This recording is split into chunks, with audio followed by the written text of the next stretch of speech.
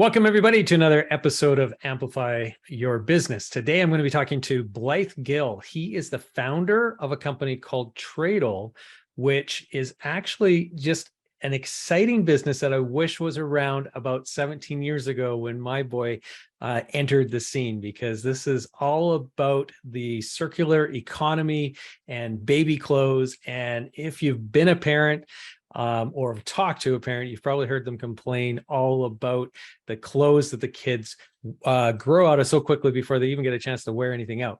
Well, Tradle is going to solve a lot of those problems and make sure that we're living a much more sustainable lifestyle. The opposite of fast fashion, right, Blyth? That's it, exactly. Okay, awesome. Well, we're going to get into that more, but welcome to the show. And to start off with, I'd love for you to tell the audience what you think 3 key things are that every entrepreneur should know. So first off, just be ready for the roller coaster. The highs and lows are as described by every entrepreneur before me. So I'm not really saying anything new, but every day you'll feel like you're riding the highest cloud and also in the deepest hole. So just be ready for those emotional ups and downs. The second thing, I think it's really great, again, just to get started as soon as possible. You'll learn so much by doing, more so than reading or going to school sometimes. And so, yeah, just get started. Ideally spending as little money as possible on the business. And then third, really try at that same time to find people who can guide you along the way to where you think you want to go.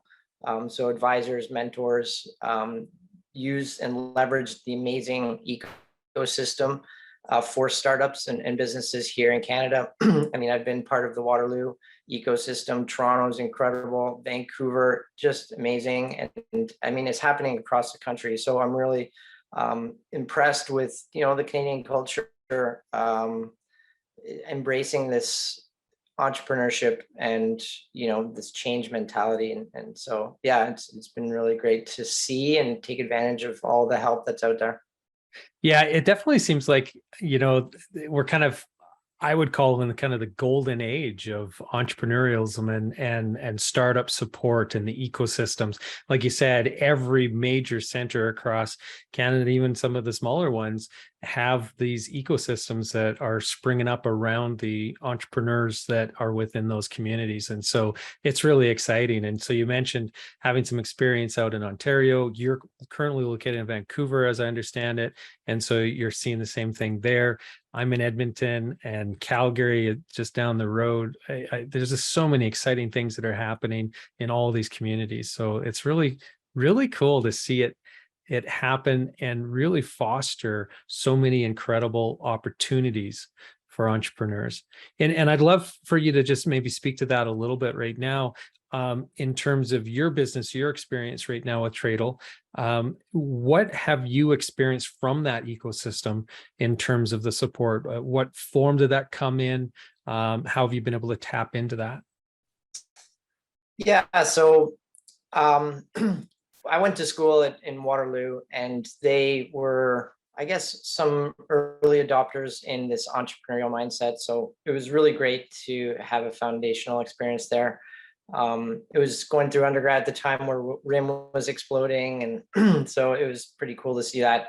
And then the accelerators and the startup programs that Waterloo was fostering and growing, velocity, all sorts of things at Waterloo. And then, yeah, as I moved across the country, luckily got to see, hey, this is being adopted everywhere. And, for example, I just had a really great experience with Foresight, the clean tech accelerator based here in Burnaby, but now they've got, a cross Canada program, thanks in part to, COVID, because you can really use the internet to get a hold of anybody, no matter where they are in Canada. And so, Spring Activator here in BC has just been incredible. And again, they're going to small town, British Columbia to start up these challenges and whatnot. So even though you might not be in a big downtown area, I think the startup ecosystem is spreading to all parts, which is really exciting.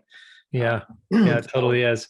So, well, now tell me a little bit about Tradle. What is it that you're trying to solve there? What problem does Tradle address then? I alluded to a little bit of it at the start, but you're going to be able to go a lot deeper here now.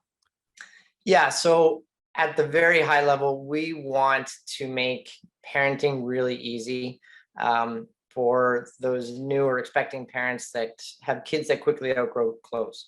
And so instead of buying clothes, we want them to have super high quality stuff with the convenience of being able to return them and not worry about where they go after they no longer need them.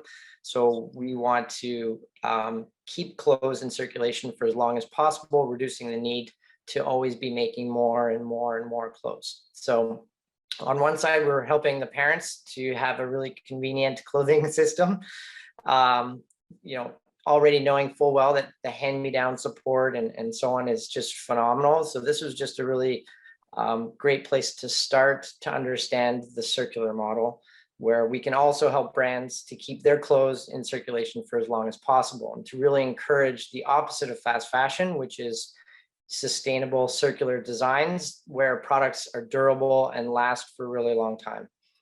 So Yeah, and so fast fashion, I mean, has been driven a lot by, you know, consumers wanting to always be updating their clothes, but also at the same time, I think it's been driven a lot by the manufacturers on their side, because they're trying to continually sell more and more stuff, right? So there's a little bit of a challenge there, I think, for manufacturers in some sense, when they're producing, like there's a lack of incentive, I guess, to produce something sometimes that's going to be durable and long lasting, because it doesn't benefit them when selling a second piece, right? So how are you addressing that when you're with the manufacturers with this model that you're presenting to them? Are they excited about it? Do they see some really good opportunities, or is it more the cold shoulder because it's like, well, you know, the model we have right now is working for us? it's a bit of both, to be honest, but those brands that get it, right? They understand that their hard effort in designing, you know, quality stuff, and having somebody like Tradle to then track and monitor their clothes for the entire life cycle, to know that 6, 7, 10 families have used this jacket or these pair of pants, you know, is information and data on their own product that they've never had before. Because the Yeah. sales model, like you said, incentivizes for more sales, more sales, more sales, without really having a good, you know, return system or reuse system in play. The resale industry is exploding. Rental has picked up quite a bit, but I think it goes even beyond that, where a system like Tradle is coming along to really have a subscription model where it's incentivizing everyone to keep these clothes in circulation for as long as possible. Yeah, and so you touched on the rental model is one that is starting to gain a little bit of steam in the clothing side. How is this different than a rental model? It really is a hybrid rental model. Rentals, I think people have this mindset where it's for a fixed period of time, where here it's kind of very flexible. Um, so yeah, we're just trying to, and I think rental has a bit of an unfortunate stigma against it, and so we're not really sure how to categorize this new system, this new model. So if you have any ideas for names, category creation, I really love the idea of clothes as a service. And Yeah. so the product as a service, it's like subscription software, right? Software as a service, it's just exploded. It's the only way to have anything these days, through a subscription. And so I really think in a circular, sustainable economy, that is going to be the future of everything. So yeah, we're moving towards a model where you can have the clothes for as long as you want or as little as you want. You know, you're paying a monthly fee to have access to all these amazing brands and clothes, and then no hassle. You just kind of return them as needed. So Yeah. mm. Yeah, and I know you're in the earlier days. You're 3 years into the business right now, still kind of trying to figure out exactly what the model is going to look like or how to evolve the model. But your long-term goal that you mentioned to me before we hit the record button was one in which it's going to be more of almost like a revenue share. Can you talk to us a little bit about how the business model, I guess, is going to be set up for Tradle? Yeah, so we've been, as I mentioned, buying the clothes to really experiment and understand how this whole thing works, to carry all the risks ourselves. But that is actually quite capital intensive, buying this inventory, renting it out. And once if these clothes are really durable, the rental body makes all the money. So we have all the risk, but all the upside reward for being able to circulate clothes, as long as possible. I personally believe to transition from a linear economy to a circular economy, the entire system needs to have that financial incentive, where we're all aligned in designing and taking the same kind of risk and sharing in the reward for a product that lasts as long as possible. Yeah. And so this revenue share model ideally is one where, the longer the product lasts, the longer the brand and the manufacturer and the fabric supplier and even the farmer, is making, so that they're all in on the upside of a product that lasts a long time and not losing on the downside of not needing to create more products. Yeah. Right? And that's the problem that the world is in right now. If everybody lived like a North American or a Canadian, we'd need 5 similar planet Earths in order to have the resources that we're currently consuming. So we need to rapidly descale the amount of stuff we're consuming while trying to be equitable about, everybody, winning in this transition. That's fundamental. Yeah, and I think it's just a brilliant idea that you have here. I really truly do, because I mentioned this again off air before we hit the record button. Just that was one of the huge frustrations that I had when our son came along, 17 years ago, was all of the clothes that he was wearing for a month, maybe in some cases, that was it, and he was outgrowing it, and so it really didn't create much of an incentive for you to buy, really good quality, expense and therefore a little more expensive clothing, because it was just like, well, he was going to be out of it anyway. So you really did, as parents anyway, when they were fairly young, it just ended up being kind of pushing you down into this fast fashion, cheap clothing kind of scenario. And like you said, just completely opposite to what my values are and what I think a lot of parents' values actually are. And so the sustainable model that we all want to be part of it's just inherently kind of broken because our kids are growing out of it too quickly. So I love that this is a model that could potentially fix that. And I think the only way to do that, because of like what we said at the outset around the manufacturers not having the incentive to create very durable product, is you have to have that trickle down to them as well. And your model is solving that. So that's fantastic. I think you're right on the money here. Yeah, thanks. It's been a long time coming, and I, the circular economy is pretty new. 10 years ago, it was just starting. You're just starting to hear the vernacular, and 15 years ago when I was in school, nobody was really talking about it. It was sustainability, sustainability to this, but there wasn't really a financial incentive. And so I don't know, that this is a kind of an exciting time, not only to be an entrepreneur, but to be involved in the circular economy, and really, there's no more crucial time, I don't think, than ever before to really get behind a system that is ideally going to be sustainable. Yeah. So now the value proposition, I'm going to have to ask you this. How does it differ from, I remember my wife, she would go out to the different tots swap meets and stuff like that, right? And so it was basically an exchange that was happening within the community center down the block. Didn't happen on a monthly basis. It happened on an infrequent basis, I think. But that circular economy was kind of happening at the community level. You're taking this much broader. So what's the value proposition there over what some parents have been doing in the hand-me-down economy and all that? Yeah, which is great. And I don't by any means want to take away from that community collaboration that already exists, and the socializing between parents, which is phenomenal. And so what we're just trying to do is make it a little bit more efficient. And at the same time, have a tracking system for the brands to know, and also kind of share in that responsibility of their products over time so that they can be repaired. And we do know how long the zippers last and where the buttons are falling off over time, and to make that product knowledge way more meaningful. So yeah, I mean, eventually products right now, after parents get them, come back to us. But in the future, we want to model that existing, social interaction that happens where, this onesie, that's a Tradle onesie. Well, a parent can scan the barcode that's on it, and now it can be part of their account. And so we don't want to take away from that. We want to build on top of it, but just be able to help monitor the quality of that product over its entire life cycle. So yeah.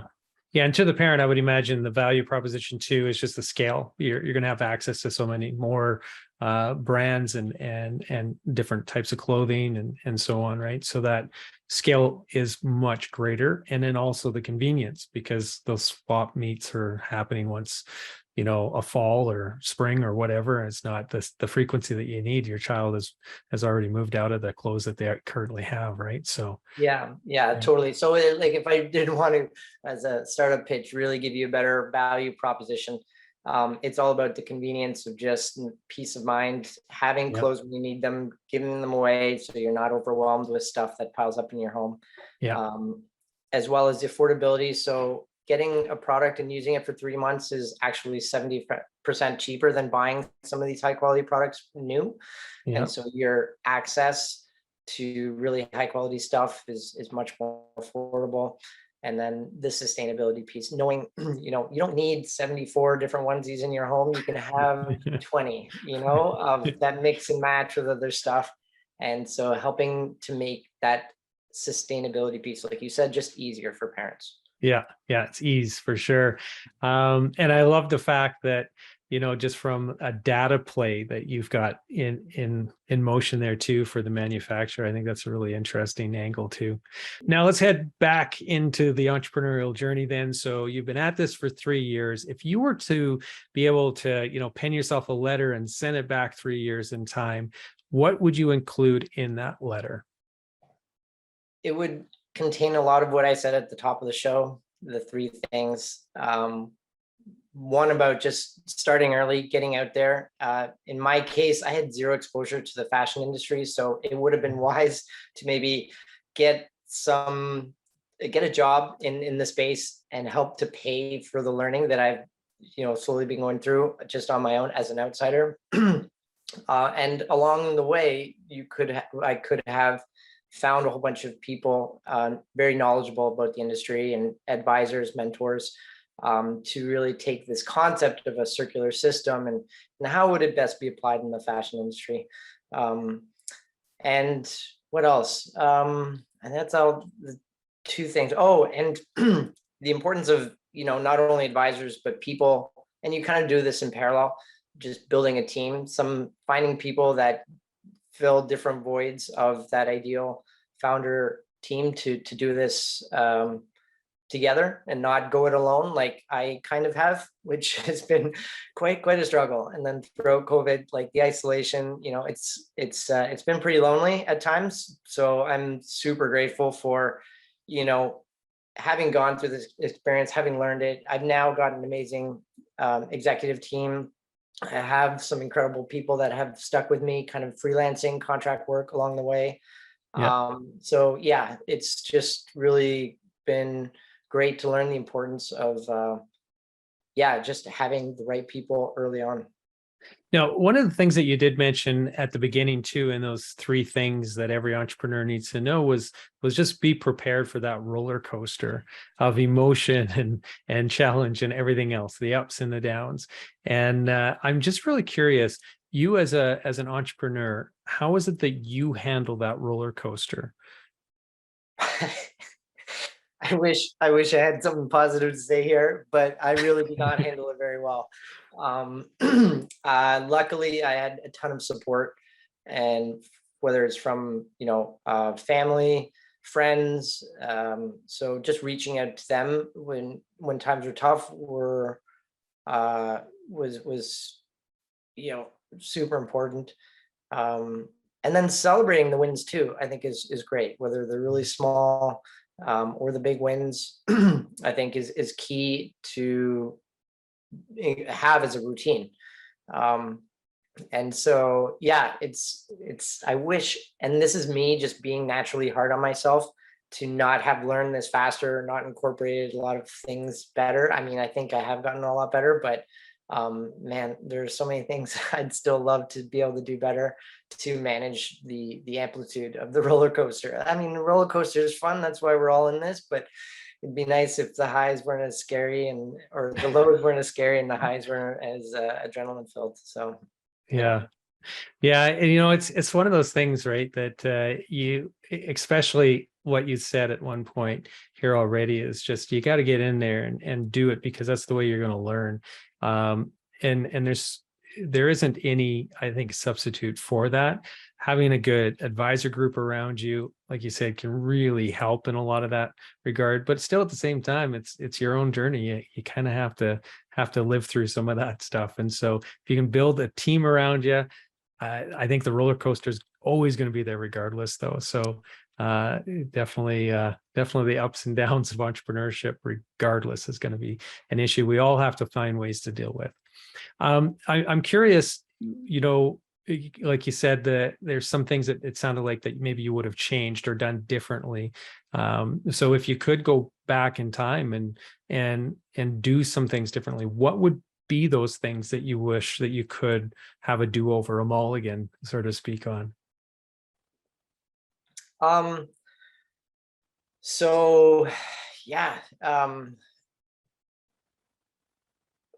starting earlier, building a team earlier, just learning faster, I think. And that's, again, just part of the experience. I mean, like you said, I mean, evolution, progress, it change is the only constant. And so if you embrace that change and fail through learning, it's not really failing. And so just to have a mindset that was more receptive to faster iterations, and so that's not naturally me. I'm actually quite overly cautious sometimes. I think that's why it's been a little bit of a slower journey to get to where we are right now. So really iterating faster is, I think, something that I wish I had done differently. Yeah. Yeah. It's all about the iterations. And that's actually one of the things that I really preach with our clients is, don't spend a lot of time building out like a super in-depth strategy and plan and stuff. Take things in sprints, because things change so much. I mean, and we really experienced this through COVID, right? I mean, that just upended everybody's strategic plan or business plan that was out there. But the key to it is doing shorter sprints, seeing what's working, do more of that, less of the things that aren't working, and just iterating off of that and trying to make those improvements. Because when you can compound those improvements, month over month or quarter over quarter or whatever, they really start to have real significant impact on your bottom line, because it all compounds. It's that compounding effect. And so it's a beautiful thing if you can do it right and do it well. Yeah. Yeah, it has to be part of the culture, and being one of the first in, like, I think I need to learn this before, I can expect everybody else to, but it's one of those things that I think you're absolutely right. It needs to be a core principle in any business that expects to survive, let alone, thrive. So yeah. So Blythe, like on that, then, like when you talk about it needs to be part of the culture, and you've now learned that lesson, have you been able to embed it into the culture now, or is that still at that point where you're just kind of getting through it yourself, and so it hasn't been really adopted yet widely? yeah, it hasn't really been adopted yet. We're at a plateau in terms of like what we can do with what we have right now. So we are fundraising in order to take this to the next level and hire the people that we need. And so yeah, it really hasn't been used. We have core values and so on and so forth, but I think it really takes some time to start implementing and living by those values. So yeah, I can't say we are at that stage yet. Yeah.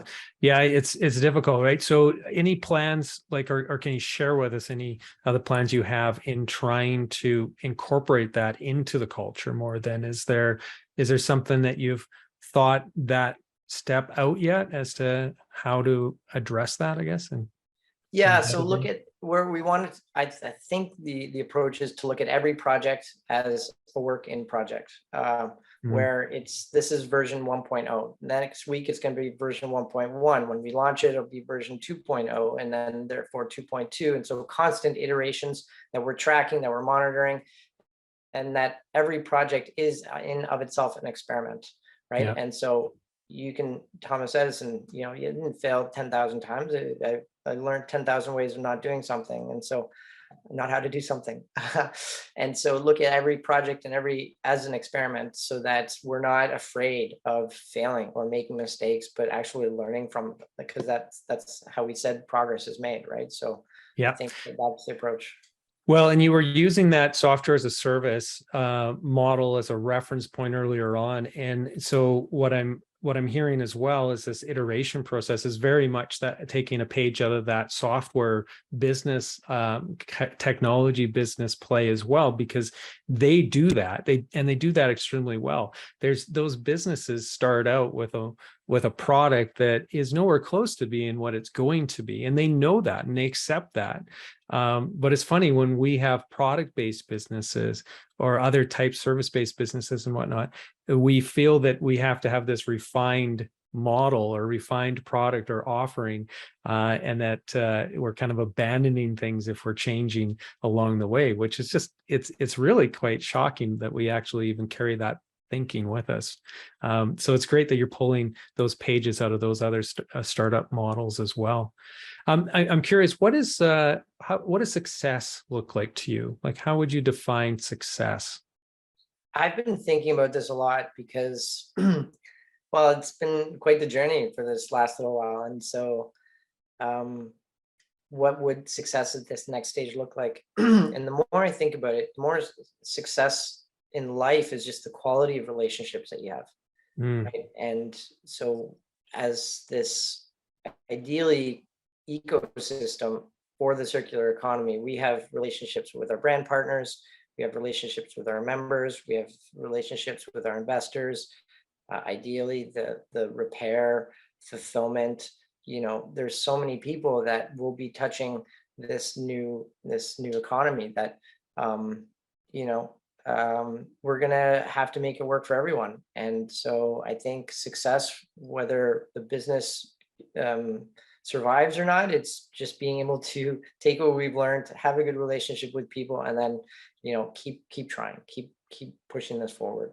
yeah. Um, and you can't do that without having left a relationship in good standing.